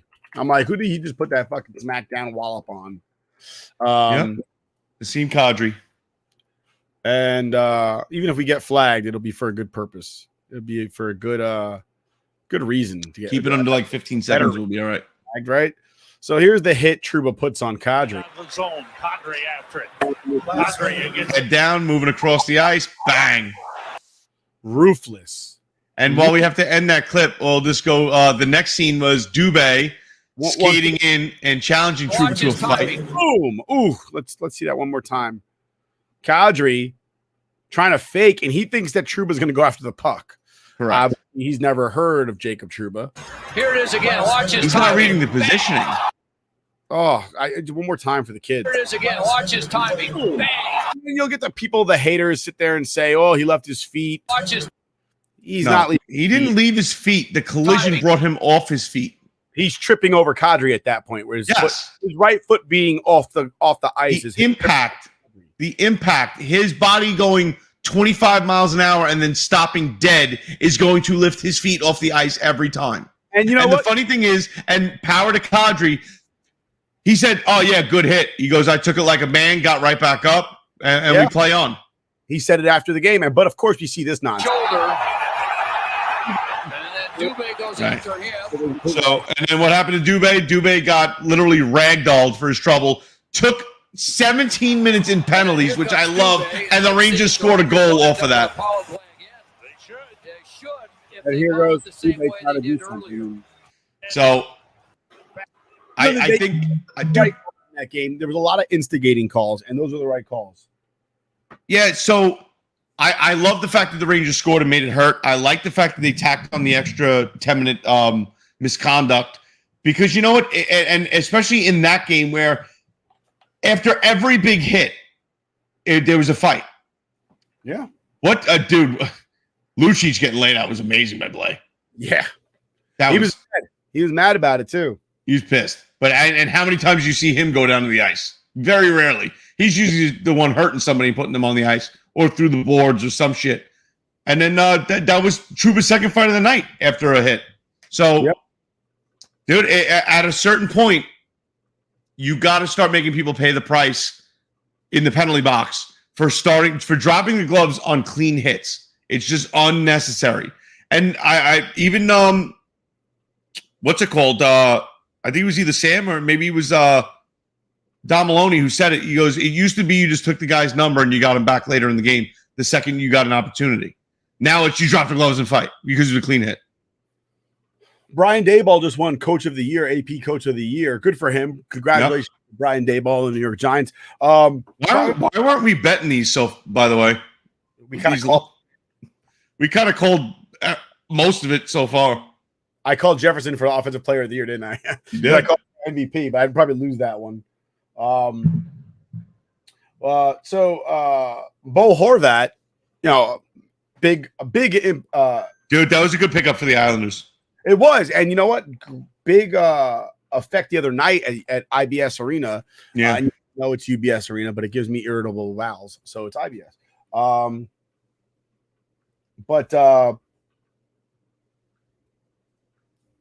But they chanted his name. He said he's never heard his name chanted so loud in his life, and that's kind of cool. Good for him. But Bo Horvat having a big effect on the Islanders, and doing his thing, and good for him. Yeah, dude, I like that pickup for them. Not that I ever want to be happy for Islanders or Islander fans, but not that Beauvillier was a slouch, but getting Bo Horvat, I think that'll help them out. But I still think the Islanders are like one of those teams where 2 seasons ago they made a run at the Cup and then have now just disappeared, and they're a team pretty much without an identity. Yeah, they swung and they missed. It happens. What are you gonna do? But and disappeared. Anything else to bring up on hockey? Rangers on a 2-game win streak right now, coming back from the break. Space has found Halak has found his way. Yeah, a rough start to the season. He's doing great. The Rangers, I believe, put Labor Hayak on waivers. They did. So it looks, and they sent Cooley back down to the Wolfpack. Correct. Things are looking up for the blue shirts, and we'll see what comes up in the near future. Yeah, absolutely. So we don't really discuss NBA too much, but we'll bring it up for about 10 seconds here. Hold on. Before we do that, I think it's apropos, but I just got this. I'm a very staunch Second Amendment guy, and I just picked up this thing that most people would call an assault weapon, right? But since we're going to talk NBA, sorry, Nick. Is that a real wand? Of course it is. Well, whose wand is that? Alex's. Not my wand, not my problem. That's what I say. I stole it for a joke because I knew you were going to bring up the NBA. And with all the talk of Hogwarts Legacy coming out and all the people very upset about that game being played for different reasons, nonsensical, most of them. Yeah. And then we were talking about it before. My brother's been nonstop talking about it. So Hogwarts Legacy is the bee's knees and the cat's pajamas. I've heard it's the greatest thing to do with yourself other than, well, never mind. But the NBA, we'll just talk about the Brooklyn Nets. I wish we had Sal to talk about this. He's a Nets fan. Damn. All we would do, it's just going to be shitting on them anyway for the nonsense. I mean, good for them for getting rid of a problem. But at the same time, I still feel for him a little bit because I think the major issue was the vaccine. And while I agree with him on that, I think his nonsensical drama took it too many steps too far past it. So my problem is not them getting rid of him; it's the return. And to put it in football terms, I can't even. My free agent mind doesn't work that great for football. They just wanted him gone, dude. I take it back. What they just did was trade 2 firsts, a fourth, and a running back and a DB for Jamal Adams. That's what they just did. If we're talking football, they made the Jamal Adams trade. They just traded. Except they did it backwards, right? Right. They traded arguably a top 10 player in the NBA. Actually, I take it back. They traded 2 top 10 players in the NBA for nothing. For absolutely, they literally got a bunch of first round picks where if the teams that they traded these players to are any good over the course of the next few years, those first round picks mean dick. Because in the NBA, unlike the NFL and unlike MLB and unlike hockey, in the NBA, if you're not drafted in the first 10 picks, you pretty much aren't going to be a star in the NBA. Like the odds of being a star in the NBA outside of the top 10, fuck it, outside the top 5 is very slim. Yeah. Like how many times have the Knicks had a top 10 pick and that number 7 or 8 pick has been fucking trash or just a very mediocre player? Right. Rosters are so small in the NBA to have anybody outside of the top 10 be anything significant is a plus. Right. And everyone's kind of looking at you going, how the fuck did that happen? Yeah, no, I agree. Mind, rosters are so small, you're getting pros getting cut from other teams, and there's still an influx of rookies every season. Right. So there's I think they only have 2 rounds in the NBA. There's 64 rookies every season. That's 2 players added to every single team. And it means you got to cut a veteran. And you literally have stables of veterans playing in the G League, just waiting for their opportunity to come back. To show even more about that, I mean, if you're talking about NBA, you're talking a guy can play 14 years. Mm-hmm. So, I mean, you could have literally a new guy every single year for 14 years. And just one new guy, and that's it. That's all you got to do. One new guy. Right. But yeah, the Nets just traded arguably 2 top 10 players, 2 top 15 players. It wasn't working for them though. So does it really? You got to get something. You got to get something. I get it, but I think they're more about shedding the fucking money. Even then, it doesn't make a difference because now you got the first round pick. It's going to cost you money on the back end anyway. It really doesn't make a difference whether you have the money or not. Now you've got nothing. You've got nothing, and you still got to pay a payroll every year. Fuck them. They deserve it. They play in Brooklyn. It's not like they have fans that walk around in flip flops and fucking wear jerseys ironically and shit. The Knicks aren't a perennial powerhouse. They haven't been ever, not in my life. And they haven't been very competent for the majority of my life. However, they sell out Madison Square Garden just about every night. And the Nets are not the Knicks. No. And losing those guys right now hurt them more than anybody can know. That's bad. That's bad. It didn't work though, so it's very embarrassing, honestly, if you really want to look at it. I think what you need to look at is the NBA as a whole and how the players can kind of dictate if they feel like fucking playing for you, even though you're paying them a shit ton of money. The way that the NBA allows players to have the power to remove coaches. It's like essentially the pissing contest and hissy fits of these fucking players, it's kind of sad and pathetic. You play a fucking sport that's zero contact, essentially. Like, Right. it's sad. You're a bunch of whiny bitches. That's essentially what you are. Dude, I'll call LeBron James a whiny bitch to his face because why? I played with a fucking an ankle that was like 6 times the size because we had a playoff game the very next day, and I sucked it up and taped it up and may have taken a Percocet that I had left over from when I got a tooth pulled and didn't really feel it, but whatever. And LeBron James fucking stubs his toe and has a little bit of a cold, and he can't fucking make it to the court. The craziest thing I remember about you is when that person spiked you in your foot and ripped open your cleat down to your skin and basically gashed your foot open through your. I remember that. I'm like, we're sitting in the park, and you're sitting on a bench taking duct tape, like you're opening your cleat, and like you're bleeding all over the place. Your cleat has a hole, like a gash in it, like somebody took a knife and cut your cleat open. And you're bleeding, and you just took a piece of duct tape and wrapped it around your cleat, and you're like, all right, I'm back in the game. I was like, what, is this guy fucking high? It's like he's missing a toe. That was after screaming at what's his face, who was pitching for us, telling me that kid didn't spike me.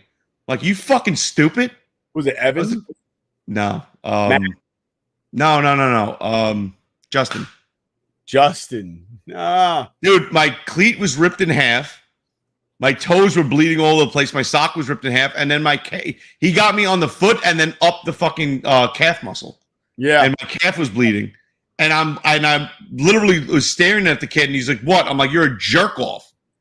And Justin turns and goes, "Cut the shit, bro. He didn't do it on purpose." I'm like, "Really? Like, are you fucking retarded, or am I just bleeding all over the place because I imagined it?" Yeah, that was great. Somebody was gonna die that day. So I was mad. Comeback Player of the Year just got brought up, and Geno Smith wins Comeback Player of the Year. However, is not there to receive his award. Which, honest, I'm a firm believer. If you're not there to receive the award, back in the fucking hat, give it to Saquon Barkley. You're not there. Geno Smith wasn't there because he was too busy riding the bench at his house. It's just his comfort zone. But that's all I want to talk about the NBA trade deadline. There's not much else I really gave a shit about with the NBA. But I just absolute embarrassment from the New York or the Brooklyn Nets rather. World Baseball Classic rosters came out for Team USA, and I gotta say our pitching looks like shit, absolute garbage. And I can't say I'm happy about it. The thing that I didn't like the most was actually I don't like Tim Anderson. I just don't like him. And Is World Baseball Classic this year or next year? This year. It's actually in a few weeks. It starts up. Is it? Yep. Why do I feel like it was on even years? So, it was because of COVID. They canceled it that year and they moved it to the following. Okay. So that's what happened with the World Baseball Classic and why it's all wonky. It should have been last year, but they canceled it or they delayed it a year because of international travel and shit. I understand. Okay. But this is the USA team. If I can share the damn screen, and that's the USA team right there, and it looks good except for the starting pitching. You pretty much only have 2 real good starting pitchers, and that's it. If you want to sit there and say Lance Lynn is a good starting pitcher, God bless you. I mean, I'm sure he is on some days, but not serviceable. No, he's serviceable. Not consistently enough to sit there and put him in the same class as fucking Clayton Kershaw. Obviously. And I just hate fucking Tim Anderson. Tim Anderson's going to do something. Adam Wainwright made the team? Adam Wainwright made the team. Jesus. Yeah. Right. We're not making waves this year. Tim Anderson's going to do something to embarrass the United States of America. I know. Showing up. Like, he's going to get into an argument with a foreign player and start flipping them off and shit like that and cause an international incident. Tim Anderson is like asshole 1A for Major League Baseball. 1B is Josh Donaldson. They're both like right there. Like, when they got into that fight, I was like, oh, yeah, of course, the 2 biggest assholes in Major League Baseball. They can't share space. Like, they can't be within 6 feet of each other. That's crazy. They're the 2 douchebag in all of Major League Baseball. You only get 1 asshole. Nobody's born with 2. It's ridiculous. Right. And like Tim Anderson and Josh Donaldson are the 2 biggest dickheads in the entire MLB. Like, they're 2 guys that somebody needs to pull aside and go, you realize you play baseball, right? Everybody hates you. Like you play baseball like you're playing football or basketball. And guess what? This ain't football or basketball. You know what? It should be done in the same room. So when Tim Anderson's like, yeah, everybody hates you because I'm black, right? It's like, yeah, well, Josh Donaldson's pretty fucking white and everybody hates him too. I fucking can't stand Josh Donaldson at all. Fucking complete asshole. The fact that he's on the Yankees upsets me on a daily basis. I don't think I hit the level of hating Tim Anderson until he made that fucking comment about like, oh, the Yankees are racist for fucking making that statement with the situation. The comparison to Jackie Robinson. No, he compared himself to Jackie Robinson. Right. And then him, right. But it was, what's his name? Called him Jackie or whatever. Yeah, Josh Donaldson. Right. So I think is where it took it over the level of like, wait, you set up that, and that was an actual decent insult because you set it up that way, and he used your own words against you, and now it's like, stop, just fucking take the L. Just be like, that was a good one. I'm gonna have it come back for you next time. But no, like, nope, that's what it's about. Like, stop it. I hate that shit. I really do. Listen, Tim Anderson is just a major league asshole. Like, him and fucking Josh Donaldson together are just like, when we traded for Josh Donaldson, I was like, really?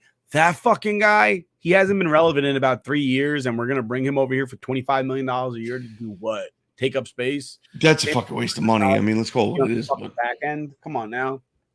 But that was the U.S. team. I am looking for – our outfield looks fucking phenomenal. I just want to point that out. We're looking at Mike Trout, Mookie Betts, and probably Kyle Schwarber in the outfield. If Schwarber plays DH, we're talking Trout, Mookie Betts, and Cedric Mullins. I love Cedric Mullins. Cedric Mullins is arguably the best fucking center fielder in baseball right now, just because he plays baseball games. Like, Mike Trout's amazing. If he could play a full season, that'd be even more amazing. Yeah. Trey Turner's probably going to start at shortstop. And I would not be surprised to see Tim Anderson play second base. Or, you know what? Jeff McNeil's good. I'm skewed because I don't like the Mets, but Jeff McNeil actually is a good baseball player. So Jeff McNeil will play. I think I put Paul Goldschmidt ahead of Pete Alonso because he can actually play some defense, at least better than Alonso does. It's funny. I think I'd like to see Pete Alonso with DH a little bit. You know what? I would agree with you on that one. I agree with that. Pete Alonso definitely could. And then, of course, Paul Goldschmidt's the reigning MVP for the National League. Right. JT Realmuto is obviously going to start at catcher. He's arguably the best catcher in Major League Baseball. Yep. Our bullpen, to me, I'm looking at the bullpen. It does not look solid at all. Our pitching just doesn't look good at all. I'm looking at pitching. Starting pitching, you're talking about Nestor Cortez, Clayton Kershaw, Lance Lynn, and that's about it. Adam Wainwright is gone. He's way past due. You know, our outfield looks good. Our infield looks half decent. Our pitching is trash, and everybody knows pitching wins championships. Yeah. Bear in mind that the Japanese, I think their season starts in February, so they've already been playing for like a month. They'll actually pause their season to start the World Baseball Classic. That's nuts. A lot of teams do for the Olympics, right? I think the NHL does that. Yes. So I think the Japanese teams, they're ahead of, like, pitchers and catchers report next week. Japanese teams have already been playing for a bit. That's nuts. But, that's all I got for the World Baseball Classic. What do you got for me for the PGA Tour? The PGA Tour. So last week we had let's pull this up real quick. I got get nice and excited. Last week was the opening of, like, getting ready for springtime, like the unofficial but kind of official opening of the PGA season with the Pebble Beach Pro-Am. You get to see, you know, some athletes, some entertainers out there and playing amongst the pros. It's pretty cool. This year it was kind of shitty because California, of all places where it never fucking rains, apparently decided to downpour all weekend, and it was just miserable. I put it on my phone while I was finishing up at work doing a little paperwork on Thursday or Friday, and I was just watching them get poured on. I'm like, wow, for the first time, I don't envy the people playing at Pebble Beach. I was like, that's sad. Dude, pouring rain, just playing in gale force winds, pouring rain, But Justin Rose ends up winning it. The pro side of it. The Pro-Am side of it, you had Mr. Green Bay Packer, quarterback possibly going to the Jets, Aaron Rodgers, winning it, and then getting called out and saying his handicap is bullshit because I believe he got 10 strokes. And he apparently legitimately is a 3 handicap. So there's a little controversy with one of the other pros who was playing with Josh Allen saying that they should have won, that Aaron Rodgers' handicap was complete sus, and they sandbagged the shit out of him because he was getting 10 strokes, which is always great to have golf drama. Golf drama is great. But this week we have the WM Phoenix Open, the Waste Management Open, folks. I don't know why they're getting away from waste management. It's like as if the business of garbage is not a worthy business. Like you got to abbreviate it. Kind of like how they couldn't say Zach and Miri make a porno. The movie was just then called Zach and Miri because pornography is uncouth. Apparently, so is the waste management business because now it's just the WM Open. Kind of odd, but awesome event. Last year was absolutely nuts on the 16th hole. They decided to get away from people throwing beers as if they're hand grenades at both the tour pros and their caddies and the people filming and the camera crew and all that stuff. They only serve beer now in plastic cups around the 16th hole. They set up security towers as if it's Alcatraz, and they're sitting there in their sniper nests waiting for somebody to chuck something onto the green. But, I mean, I don't blame it. It was cool to see last year the chaos that ensued, but it got a little too raucous, especially for the golf crowd. And throwing beers where players are standing there is just fucking stupid. You're just looking for a reason to be an asshole when you're chucking a full can of beer. On top of the fact that, as an Irishman, why would you waste delicious beer? Why would you do it? That was my first instinct. My first thought was like, why would you waste a beer? Like, it's hot out there. You're in Phoenix. You have an ice cold, cool, refreshing adult beverage, and then you're going to throw it? I would honestly, I'd probably try to get in there and get down on the course and be catching them as people let them out of their hands. Because there's more for me, and I'm not into wasting stuff, especially alcohol.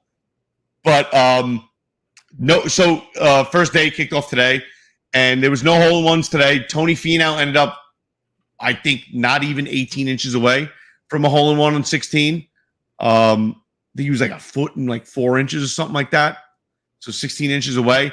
And then Kevin Kisner, this is not a hobby himself, bounced one like 2 inches off the cup. It like took its second hop, like 2 inches off the cup, and then rolled to the back of the green. So close calls. We almost saw some maybe plastic cups and shoes and socks and an umbrella and maybe some smaller fans getting thrown onto the course. It would have been cool to see what would have happened. People might have gotten bear sprayed. You never know. You never know. But waste management going on right now. If you're a golf fan, you know what's going down. If you're not a golf fan but want to get into it, this is an awesome tournament to watch because it is definitely one of the coolest, most unique courses. And the way they set it up with the fans around it and the stadium 16th hole is just insane. And then, like I said, this is kind of like the last 2 weeks is like sets up the season going forward because now you're going to have, just run it down for you. Now you got Phoenix Open this weekend, Genesis Open next weekend, which is at Riviera, one of the hardest golf courses. Always awesome to watch go down because if you ever want to see a professional golfer play like you play on your, Sunday round of golf, this is when it happens. This is when you see somebody four-putted or putted off the green or somebody go bunker to bunker with their chip shots. It happens all the time. Course is set up insanely hard, always fun to watch. After that, then you have the Honda Classic, which is played at PGA National, awesome venue. Puerto Rico Open, maybe you should have stayed for a little bit, Nick. Played at Grand Reserve Country Club. Arnold Palmer Invitational, the first weekend in March, Bay Hill Golf Club. This is not crazy, but it is a little crazy. I've never thought to play golf in Puerto Rico. Yeah, and it's funny, too, because me and my wife were talking about it this year when we went on our cruise because one of the stops was Bahamas, and Nassau, Bahamas, if you've been there twice, you've seen everything.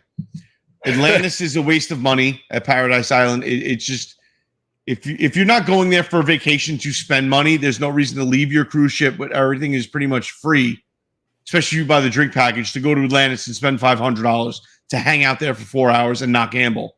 It's a little crazy. And Nassau, the island itself, not just Paradise Island, Nassau, the island itself, hanging out at Senior Frogs or, Pirate Cove Brewing, which I did a beer review last time we were there. Hanging out in town, it gets old after the first or second time you were there. So they have a sick golf course at Baha Mar. And I was telling Chris, like, I don't want to leave you for like 5 hours, but at the same time, since it's kind of like a port we really don't care about and don't do anything at, like, it wouldn't be a bad idea to do it. She's like, you're going to bring your golf clubs on a cruise ship? I'm like, absolutely. Maybe chip a couple off the back of the boat. No big deal. Ended up not doing it. Do you need to teach your wife how to play golf? No. Because then she'd think I'm even more of a psycho. I mean, I don't think she'd be surprised by anything that happens on the golf course. I think hockey. I think she'd be more surprised at the fact that I play golf once or twice a week once the season kicks off and gets warm, and I'm that miserable while I'm doing it. I think she'd be like, why would you waste our money this way? It's true. Before we get going, last thing I want to bring up, and I don't know why it just dawned on me, Brett Favre is suing Pat McAfee and Shannon Sharp. Break that down for us, Nick, because when you told me this, I didn't hear about this, and now I'm actually excited. So obviously Brett Favre is involved in some sort of investigation with regard to embezzling money, COVID money, right? Welfare recipients in the state of Mississippi. Was it welfare? I thought he was getting like those COVID payments too, or some shit like that. No, it was welfare, and okay. He's involved in a situation like that. Now, fair enough. The situation at hand is not resolved yet. So you know how Rook is always sitting there where he's talking, and Rook will say something like allegedly. Right. He'll always say allegedly, right? Right, because you can't talk. You can't assume. Right. Apparently, Shannon Sharp and Pat McAfee did not allegedize their comments made about Brett Favre on their respective shows. So Shannon Sharp said, quote, I lost my screen for a second. Hold on 1 second. My computer just didn't update while I was sitting here about to read that thing. And my monitor turned off because my GPU was updating. So Shannon Sharp said, quote, on his show Undisputed, said, you got to be a sorry mofo to steal from the lowest of the low. Mississippi is the poorest state in our country. Its citizens. So if they're the poorest state, Brett Favre is taking from the underserved. You made $100 million plus in the NFL to talk about, well, he didn't know. This is what Brett Favre texted. If you pay me, is there any way the media can find out where it came from and how much?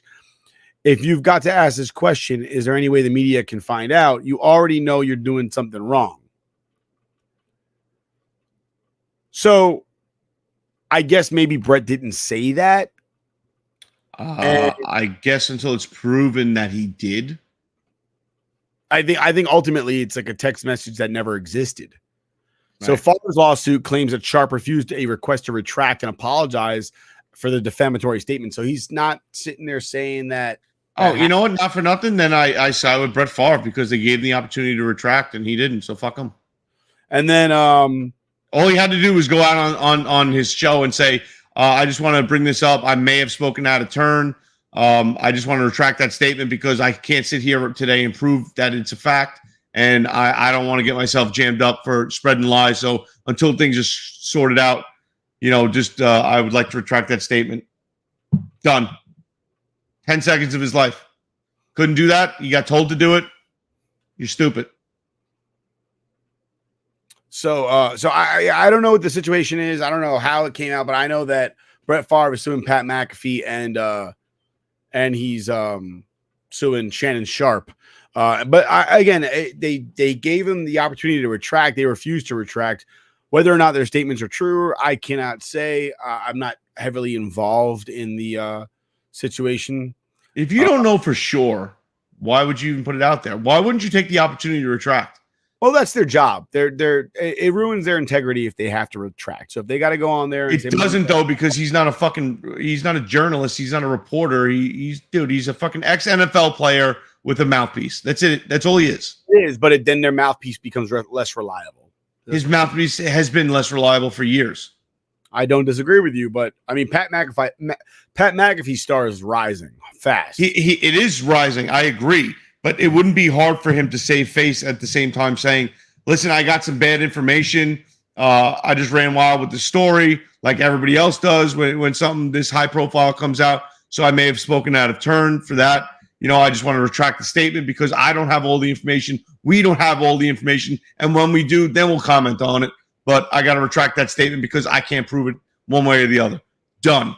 So with regard to Pat McAfee, the lawsuit is stemming from him saying on his show that Brett Favre tied the hands of poor people and took money from right out of their pockets, and then also referenced this tweet. And I'm getting this off of Yahoo Sports and Twitter from the Pat McAfee show. The tweet here says that Devontae Smith, who's scoring a touchdown right here, is doing his best Brett Favre impression.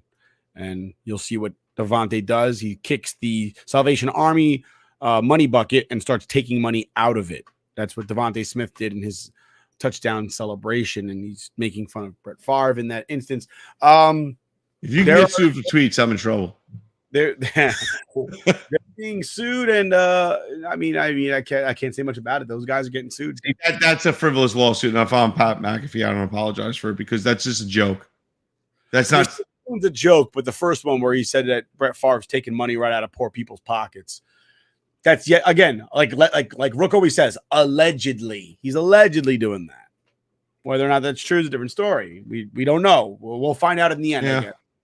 I guess. Is he guilty in the court of public opinion? Yes, but the court of public opinion, unfortunately, really holds no legal circumstances. Well, I take it back. Fortunately, unfortunately, has no legal circumstances. Because look at Brett Favre. He's got nothing going for him right now. He's caught up in another scandal. Allegedly has a tiny wiener from all the pictures that circulated. Do I even have to say allegedly? Because I'm pretty sure that was proven fact that he was sending out dick pics. No, actually, I don't think you can say that because what happened was if you look up the statistics on the size of the average penis worldwide, he could argue that his penis is not small. It's just... Well, I mean, if you factor in the yaw, do some Randy Marsh math, a la South Park, maybe. The yaw. So allegedly. Stop taking dick pics, folks. Oh my God! Learn from Brett. Hold on, and they just announced something. I don't know who they just announced, but somebody, Justin Jefferson's walking onto the podium right now, and he just won another award, but I don't know what it's for because I wasn't paying attention. God damn it, MVP. Is it MVP? I don't know. And moment of the year, Justin Jefferson. Fuck. Okay. Oh, well. But I think that's all we got for you for this long episode of the Scoreboard Addicts podcast. We'll catch you again real soon. And we did miss you guys last week, so we wanted to inundate you with nonsense and horse shit and Harry Potter wands. Harry Potter wands. Let's do it. I got a bunch back there somewhere. There's Voldemort's right there. There's the Elder Wand right there. One back in the box. Dave's dad right there. Dude, I mean, Laura says you have to keep it locked up. It's an assault weapon. Is that Sirius Black's wand? It is, isn't it? I don't know, actually. Hold on. I'll tell you right now. Let me see the wand, and I'll tell you whose it is. Don't tell me who it is. It's not Sirius Black's. I remember who it is. I'll tell you who it belongs to. You're not going to get it. Show me the wand! Show you Brett Favre's wand if you give me a minute to get my phone. Raise your voice at me again. See what the fuck happens. That's tough. It's Draco Malfoy's. It's not. Where'd you get it from? Wizarding World in Universal. Fuck. Is that like the year that you went, Wand? It is not. Whose wand is it? When they go when they use the what's it called? Polyjuice potion, and they go into the Ministry of Magic, the dude that's the what's her face's fucking right hand guy. The guy with the white hair, the short dude. Short dude with the white hair. Like Does it say his name in the box? Blondish white hair. It says Virgili. Must be Italian. Actually Italian. What do I feel like it did say his name? I probably feel that Probably says his name. Why can't I think of that dude's name anyway? Is his name O'Rourke? Is that it? No, it's not. No, that's the dude from.